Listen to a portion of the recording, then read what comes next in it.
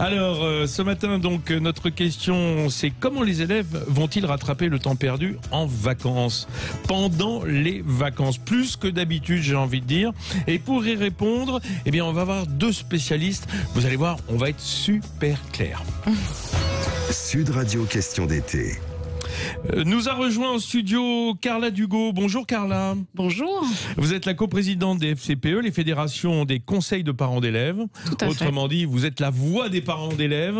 Autrement dit, ma voix, quoi. Voilà, aussi. exactement. Ce oui, matin. on est nombreux. Oui, c'est important. Parce que je ne sais pas si, comme moi, vous avez des enfants en âge d'être au collège, vous êtes plus jeune que moi.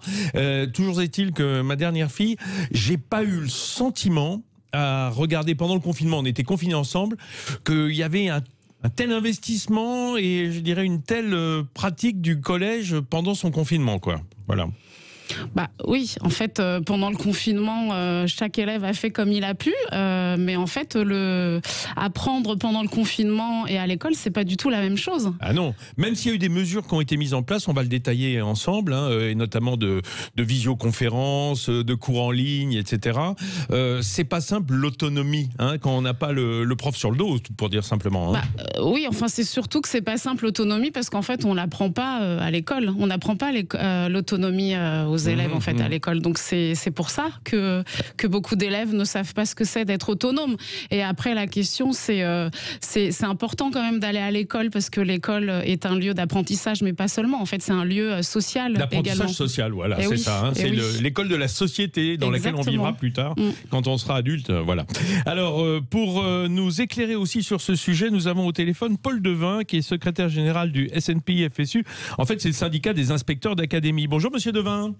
Bonjour. Merci d'être avec nous ce matin pour essayer d'y voir un petit peu plus clair sur ce vaste sujet de travailler en vacances pour nos jeunes.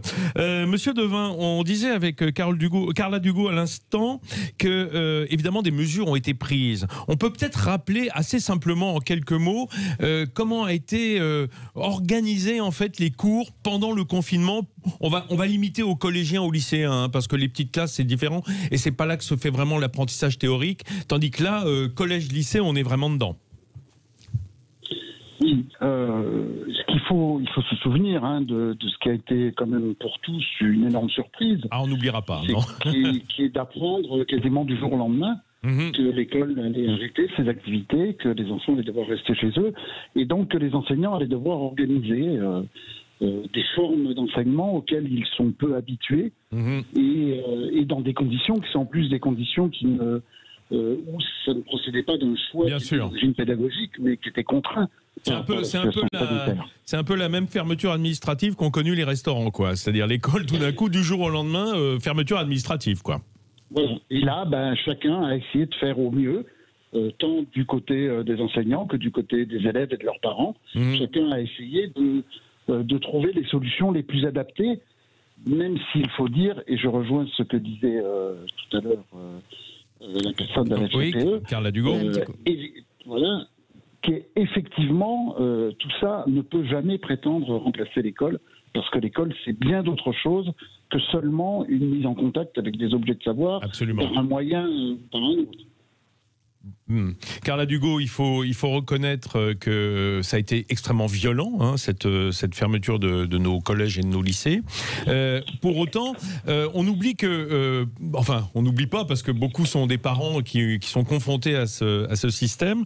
On oublie que souvent le lycée, le collège, c'est avant d'être un lieu d'enseignement et donc de transmission du savoir, c'est aussi une sorte de, allez, je vais utiliser un mot qui est peut-être un petit peu fort, mais une sorte de garderie des grands, quoi, une garderie des ados. Pendant que les parents vont travailler, ils sont tranquilles, ils savent que leurs enfants sont quelque part pendant toute la journée. Alors bon, j'exagère un peu volontairement. Oui, c'est un raccourci parce que en fait, justement, moi je me suis engagée et je suis engagée pour défendre l'école publique depuis très longtemps. Comme tous les parents à la FCPE, on espère autre chose de l'école. Et justement aujourd'hui, en fait, l'école il faut la transformer parce que on a bien vu qu'il y a par rapport à cette situation exceptionnelle qu'on a tous vécue, qu'il y a beaucoup de choses à faire et que finalement l'élève n'est pas au centre du système éducatif français aujourd'hui, mais depuis longtemps. Mais aujourd'hui, on sait qu'il faut accélérer parce que justement, on a beaucoup parlé des décrocheurs. Là, on évoque l'enseignement à distance en fait qui s'est fait pendant le confinement. En fait, ça a permis aux élèves de rester dans le bain, mais ça n'a pas permis d'approfondir ou de conforter les acquisitions. Pour reprendre votre formule, il y en a qui ont coulé aussi et qui ont disparu. Tout à fait, puisqu'on a très peu parlé des élèves décrocheurs. Les élèves décrocheurs, ce sont des élèves qui manquent aussi parfois de motivation, qui n'ont pas eu les conditions idéales pour poursuivre les enseignements. Enfin, il y a plein de raisons. Carla, est-ce qu'on peut vraiment parler d'élèves décrocheurs quand il y a eu 96% de résultats positifs au bac? C'est quoi l'idée? C'est qu'on a donné le bac? Non, alors on n'a pas donné le bac. Alors ça, la FCPE est très claire là-dessus également. En fait, on n'a pas donné le bac. En fait, il faut se réjouir du fait que beaucoup d'élèves, en fait, de nos enfants ont réussi à avoir le bac. Mais on a rehaussé les notes partout, pour le brevet des collèges aussi. Oui, mais aujourd'hui, le bac, en fait, ne donne pas un métier ou ne prépare pas à l'avenir. Donc, de toute façon, il va falloir réfléchir, en fait, à ce diplôme. En fait, il ne peut pas rester figé comme ça dans le temps, puisqu'aujourd'hui, il ne correspond plus aux attentes et à la société actuelle en fait. Monsieur Devin, les examens, que ce soit le bac, le brevet des collèges ou même simplement les mises à niveau de fin d'année pour des classes qui n'ont pas d'examen, c'est vraiment toujours le même système, c'est quand même une validation des acquis, c'est bien d'accord? Bah oui, ça c'est clair que on pourrait évidemment rêver de se faciliter les choses. En considérant qu'après tout, il suffirait juste d'une sorte d'attestation de présence. Non, si on veut que les examens continuent à avoir le sens qui leur est donné, il faut que ces examens correspondent à un constat le plus objectif possible de ce que les élèves ont acquis et de ce qu'ils sont capables de maîtriser. Est-ce que ça veut dire, excusez-moi, mais est-ce que ça veut dire que ceux qui n'ont pas obtenu le bac, à peine 5% des présentés, 4,3. Oui, c'est fou d'ailleurs. Est-ce que ça veut dire que ce sont les mêmes incompressibles qui chaque année disent moi je réviserai un mois avant l'examen et j'en fous pas trop lourd pendant l'année en espérant tout miser sur la période de préparation? Et là évidemment ils se sont fait un petit peu rouler dans la farine par définition. Mais je crois que la question, il faut la poser plus globalement par rapport à qu'est-ce que c'est que l'échec scolaire. C'est-à-dire pourquoi un certain nombre d'élèves, et c'est pas évidemment un phénomène nouveau, c'est pas un phénomène qui est ancré dans la réalité particulière du Covid, c'est un phénomène beaucoup plus général. Pourquoi en fait est-ce que l'école ne réussit pas à permettre à tous les élèves d'accéder à la réussite? Alors, il y a des explications qui sont de nature diverse. Certains imaginent que c'est parce que la nature fait que les enfants peuvent ou pas réussir à l'école. Nous, on pense depuis longtemps que ça n'a rien à voir avec ça, que tous les élèves sont capables de réussir. Et après, toute la question, c'est pourquoi pour un certain nombre d'élèves ont des difficultés majeures à accrocher avec la forme de l'organisation scolaire. Vous dites tous les élèves sont capables de réussir, mais peut-être pas en tout. Tous les élèves sont capables de réussir, ça veut dire que ce qu'est la mission fondamentale de l'école, c'est de permettre à tous les élèves de réussir. Alors on peut évidemment se réfugier dans des causalités externes, qui serait de croire que après tout on fait ce qu'on peut et puis la nature triera. Non, la réalité est que si l'école veut remplir sa fonction au sein d'une démocratie comme la nôtre, au sein dans les valeurs, dans la finalité des valeurs républicaines, elle doit répondre à l'obligation de faire réussir tout le monde.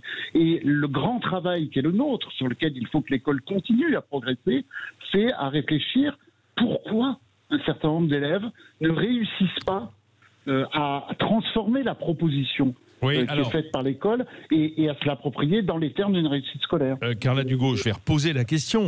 On voudrait que tous les élèves réussissent, mais ils ne peuvent pas réussir en tout. Est-ce que c'est pas un peu le constat d'échec de la filière générale face à des filières professionnelles, par exemple? Alors justement, je rejoins aussi ce que disait Paul Devin. En fait, aujourd'hui, il faudrait que tous les élèves réussissent en fait.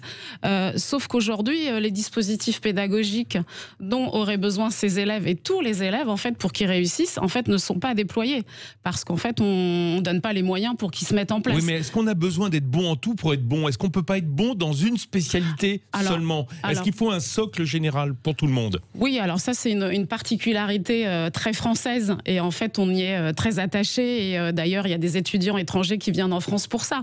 Donc c'est une bonne chose. Je ne vais pas dire que le système en lui-même est complètement pas bon ou mauvais. Non, c'est pas ça. Aujourd'hui, c'est comment on fait pour que justement tous ces élèves puissent réussir. Et en fait, il y a des solutions qui existent. Voilà, il faudrait davantage travailler en petits groupes et pas dans une classe où... on va les détailler si vous voulez dans quelques minutes. On va se quitter, mais on se retrouve tout de suite pour poser la question du dispositif qui est mis en place et notamment à la suite de la crise sanitaire pendant l'été qui vient pour préparer la rentrée des collégiens et des lycéens. Sud Radio. Retour sur les routes de l'été, des routes un peu scolaires cet été pour tous nos jeunes qui ont, connu un petit gap au moment du confinement, un gap d'enseignement. Pour les plus chanceux, ils ont eu leur bac, ils ont eu le brevet des collèges avec des mentions parfois inespérées. Et aujourd'hui, il faut bien préparer la rentrée pour tous ceux qui sont encore en collège et en lycée. Et on est avec ce matin Carla Dugo, la coprésidente de la FCPE, la Fédération des conseils de parents d'élèves, et Paul Devin au téléphone, secrétaire général du syndicat des inspecteurs d'académie, pour nous détailler un petit peu le dispositif. Alors, comme on le disait, on a eu malgré tout une aide, je dirais, à l'enseignement à domicile, avec beaucoup de choses en ligne, que ce soit sur les sites, que ce soit en visioconférence ou même simplement en conf call, comme on dit, avec les professeurs, des classes virtuelles, en quelque sorte. Ça a plus ou moins fonctionné, ça dépend effectivement, Carla, on le disait, du niveau d'implication et d'autonomie de chaque élève, de sa réactivité à rentrer dans ce dispositif. Oui, en fait, ça dépendait de beaucoup de paramètres. En fait, déjà, l'équipement, ne serait-ce que ça, l'équipement informatique dans les foyers, bien sûr, ça a beaucoup joué. Et puis aussi le rôle des parents. En fait, il y a des parents qui sont pleinement impliqués. Et d'ailleurs, ils ont été nombreux. Mais il y en a d'autres, c'est plus compliqué parce qu'ils n'ont pas le temps ou parce qu'ils travaillent. Enfin, il y a plein de raisons. Et du coup, ça aide moins. En tout cas, l'élève en question est moins aidé et moins accompagné. Donc, c'est plus compliqué. Alors je vous raconte une petite anecdote, ce qui est drôle, vous parliez de l'équipement à la maison, c'est vrai qu'on a souvent une box familiale en quelque sorte, enfin en tout cas voilà, et moi alors quand je faisais mon émission Place du Marché le dimanche depuis chez moi, puisqu'on était tous confinés, je demandais que personne ne se connecte à Internet pour avoir le plus de réseau possible, et ma fille Céleste faisait la même chose pour ses cours. Attention, j'ai cours de sciences de 10 à 12, soyez gentils, vous connectez pas. Donc en fait... on a tous fait ça. L'idée c'était de se garder une bande passante la plus forte possible pour avoir des bonnes connexions, quoi. Et vous pensez que dans tous les foyers français, ça a été un peu le jeu ah oui, tout à fait. La priorité de certains sur l'informatique. Exactement, on a tous fait ça. On a demandé de la bande passante à fond pour suivre le cours ou la visioconférence à laquelle on assistait. Après, il y a aussi la question des zones blanches. Il y a eu beaucoup de zones blanches aussi. Enfin, il y a encore beaucoup de zones blanches en France. Bon, malgré cela, tout le monde n'a pas été logé à la même enseigne, malgré le dispositif mis en place. Alors, moi, ce qui m'intéresse maintenant, c'est la préparation de la rentrée. Paul Devin, je disais, vous êtes secrétaire général du syndicat des inspecteurs d'académie, donc vous connaissez le dispositif. Qu'est-ce qui est mis en place très pratiquement pour nos élèves des collèges et des lycées pendant les vacances, s'ils veulent ne pas perdre pied et attaquer la rentrée dans de bonnes conditions sur le plan de l'enseignement? Si vous voulez, la volonté du ministère, ce que le ministère a annoncé, c'est de favoriser un certain nombre de dispositifs, à la fois en faisant une large publicité à destination des familles, mais aussi en les soutenant financièrement, qui sont soit des dispositifs internes à l'école, qui s'appellent les écoles ouvertes, soit des dispositifs qui vont soutenir des contenus d'apprentissage, si on peut dire, dans des structures qui, elles, relèvent plutôt de l'éducation populaire ou qui sont les colos ou les accueils de loisirs sans hébergement. Oui, mais soyons précis, Monsieur Devin. Est-ce qu'il y a une sorte de vacation exceptionnelle de certains professeurs qui vont pouvoir, pendant les vacances, continuer d'exercer pour aider les élèves en ligne, par exemple? Alors, pour aider les élèves en ligne, c'est autre chose, mais dans le cadre de l'école ouverte, c'est-à-dire qu'un certain nombre d'enfants vont pouvoir travailler avec leurs enseignants dans le cadre d'écoles ouvertes. Ouais, sur le terrain. Le problème, c'est qu'aujourd'hui, on a beaucoup de peine à mesurer ce qu'est la réalité des choses par rapport aux annonces faites par le ministère. Je vais prendre juste un exemple. Le ministère a annoncé 400 000 élèves concernés par école ouverte. Au plus fort de développement d'écoles ouvertes, c'est-à-dire en gros dans les années 2010, il y avait à peu près 150 000 élèves qui étaient concernés et ça avait été préparé pendant des semaines et des semaines.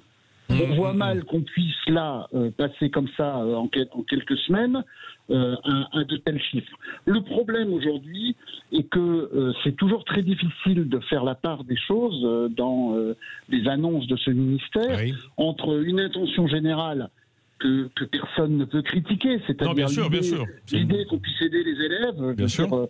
On peut après discuter des moyens de le faire, mais l'idée de fond, c'est évidemment une idée qui correspond à une nécessité. Mais malheureusement, entre ce qui est annoncé et la réalité, on découvrira très certainement en fin de période que les écarts sont importants. Oui, parce que si on parle de 400 000 élèves, ça veut dire au bas mot 20 à 30 000 profs sur le terrain pendant le mois d'août. Certes, beaucoup d'enseignants sont, comme vous le savez, la situation financière des enseignants est loin d'être idéale, et pour beaucoup d'enseignants, ce sont des compléments de rémunération qui sont nécessaires et intéressants. Donc c'est des budgets supplémentaires.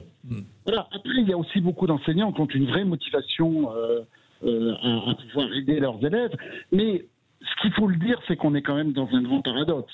C'est-à-dire que là, on fabrique une opération d'été qui est très médiatisée, qui...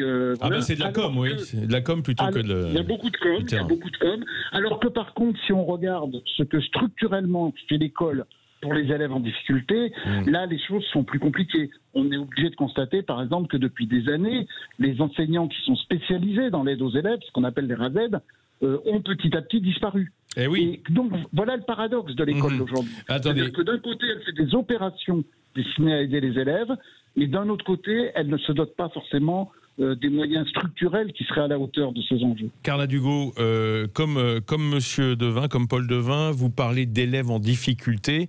Moi, la question que je me pose, c'est au fond, face à cette situation sanitaire exceptionnelle, cette crise, est-ce que tous les élèves ne sont pas en difficulté ? Je veux dire, il y en a qui sont plus en difficulté que d'autres, mais même ceux qui ne le seraient pas en temps normal. Alors, je ne le dirais pas comme ça, que tous les élèves sont en difficulté, puisqu'il y en a certains qui se sont plutôt bien débrouillés, malgré tout. Mais c'est pas suffisant. En fait, il faut emmener tout le monde vers la réussite. Donc aujourd'hui, la question. Qu'est-ce que vous demandez, vous? Alors aujourd'hui, la question. Alors en fait, il faut préparer la rentrée, cette fameuse rentrée, cette préparation qu'on sollicite depuis très longtemps en amont auprès du ministre de l'Éducation nationale. Et finalement, comme là, les dispositifs qui sont proposés aujourd'hui, là cet été aux élèves, en fait, tout ça, ça a été préparé dans la précipitation. Et comme vous le disiez, Paul. Ou bien vous, Vincent, en fait, voilà, c'est plus de la com qu'une réalité sur le terrain. Donc, encore une fois, qui va bénéficier de ces dispositifs pendant l'été? Ce sont les élèves qui sont plutôt sérieux, qui fonctionnent plutôt bien. Les élèves qui sont en difficulté ou plus fragiles ne vont pas y aller. Et après, à la FCPE, nous, c'est simple, les vacances, c'est pour se reposer. Et en fait, le confinement, pendant le confinement, les élèves ont vécu des situations difficiles. Parfois, ils ont été confrontés à du deuil, à des violences aussi. Enfin, voilà, c'était pas évident. C'est incroyable, comme tout le monde. Exactement. Donc en fait, il faut du lâcher prise là. C'est une autre façon. Les vacances, c'est une autre façon d'apprendre en fait. Et donc ça, c'est nécessaire. Et justement, ce qu'on veut nous à la FCPE, c'est une autre façon d'accueillir les élèves à la rentrée. Et en fait, là, les moyens sont pas au rendez-vous. On suit le dossier, comme on dit ici, aux routes de l'été. On y reviendra avant la fin des vacances, sur la fin du mois d'août, à l'approche de la rentrée. On vous reposera à nouveau la question. Merci, Monsieur Devin, d'avoir été avec nous pour nous expliquer un petit peu les enjeux de ces devoirs de vacances, j'ai envie de dire, revus à la mode Covid-19, qui n'est pas la meilleure évidemment. Merci beaucoup, Carla Dugaud, d'être venue nous voir. Merci à vous. Je rappelle, cela dit, qu'il n'y a jamais eu autant de ventes de cahiers de vacances, et notamment, j'ai vu que les parents se dotaient de cahiers de vacances pour être au niveau de leurs enfants, pour pouvoir les aider juste au moment. Ça, c'est une belle façon de partir en vacances en famille aussi, consacrer peut-être 1 heure par jour au programme scolaire. Oui, bon, si ça peut se faire. S'amuser en vacances. Oui. Mais on peut s'amuser dans les cahiers de vacances. C'est pas mal les tests de connaissances aussi en famille. Parfois. Oui, si on est un peu trivia, quoi. Voilà, merci beaucoup.